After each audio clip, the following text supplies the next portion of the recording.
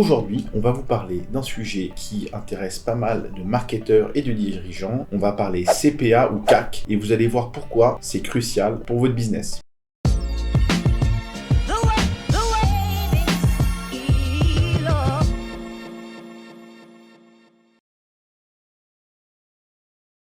Bien, commençons par imaginer un instant que des oranges dans un panier vous sont vendues dans une épicerie, peu importe laquelle, et que chacune d'entre elles représente finalement pour vous un client potentiel. Quel serait le coût idéal pour acheter ces fameuses oranges? On revient avec notre petite imagerie à la Fernandelle. C'est ce qu'on appelle le coût d'acquisition client. Ça s'appelle aussi le CAC. Et croyez-moi, vous ne voulez pas être celui qui paie trop cher pour ces oranges. Avant d'avancer, je voudrais bien parler de la différence d'ailleurs entre le CAC et le CPA. Comme je viens d'expliquer, le CAC se concentre sur les coûts liés à l'acquisition des clients sur une période plus long terme et on considère tous les coûts liés à l'acquisition client, y compris les coûts marketing, les coûts de vente, mais aussi les coûts liés au service client. Alors que le CPA, de son côté, se concentre sur les coûts liés à une campagne publicitaire spécifique. Par exemple, sur Google Ads, vous pouvez calculer votre CPA sur vos campagnes, mais également sur vos annonces Google. Et maintenant, concentrons-nous sur le CAC. Comment le calcule-t-on?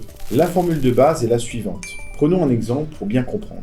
Imaginons une entreprise qui dépense 5 000 € en marketing, 2 000 € en vente et 1 000 € en service client. Eh bien, si cette entreprise acquiert 100 nouveaux clients, son CAC sera de 80 €. Pour un dirigeant, définir son CAC n'est pas toujours simple parce que ça implique une collecte intensive de données sur des coûts variés. Et parfois, certains coûts, comme ceux du service client, peuvent être difficiles à quantifier précisément. Et en plus, le CAC, c'est un indicateur qui est très court terme. Il ne prend pas toujours en compte la durée de vie moyenne des clients, ni leur marge bénéficiaire. Quand on parle de durée de vie, par exemple, je vous invite à vous référer à tout ce qui est calcul de la lifetime value, la LTV. Sans parler des facteurs externes qui peuvent du coup influencer aussi le CAC, mais malgré ces défis, le CAC est quand même essentiel pour évaluer la rentabilité d'une entreprise. Et en le mettant en parallèle avec la valeur des ventes moyennes, on peut juger si les efforts du coup marketing et de vente en valent la peine. Il sert aussi à optimiser ses budgets, comparer la marge bénéficiaire moyenne. Le CAC peut guider l'entreprise pour allouer les ressources intelligemment. Mais attention, comme tout outil, le CAC possède ses limites. Bien qu'utile, il est vraiment limité comme mesure unique. Il oublie plein d'éléments essentiels qui impactent la rentabilité, tels que la durée de vie des clients, comme je l'ai expliqué, mais aussi la fréquence d'achat et également l'expérience client. Il est vital de considérer l'expérience client, en l'occurrence, parce qu'un client moins cher à acquérir, mais mécontent parce que pas adapté, pourrait nuire à la rentabilité à long terme de votre boîte. Mais le CAC, heureusement, peut être optimisé. Alors vous allez me dire comment? Eh bien tout simplement déjà, en ciblant les segments les plus rentables.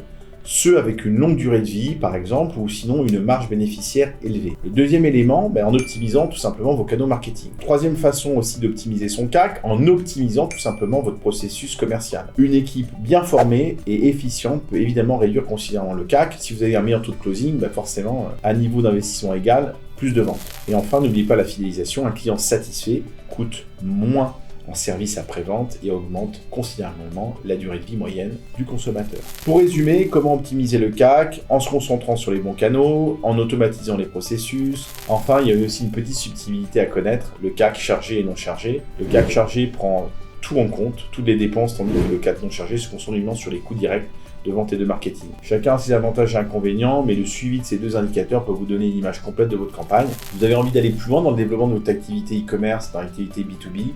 N'oubliez pas qu'on a fait un livre blanc dédié sur le sujet. Vous trouverez dans le petit i en haut à droite ou en description en commentaire le lien. Voilà, c'est tout pour aujourd'hui. J'espère que cette vidéo vous a été utile. N'hésitez pas à laisser un petit like et de vous abonner à la chaîne pour donner de la force et aussi à nous partager en commentaire les sujets que vous souhaitez aborder. Bye bye et à bientôt.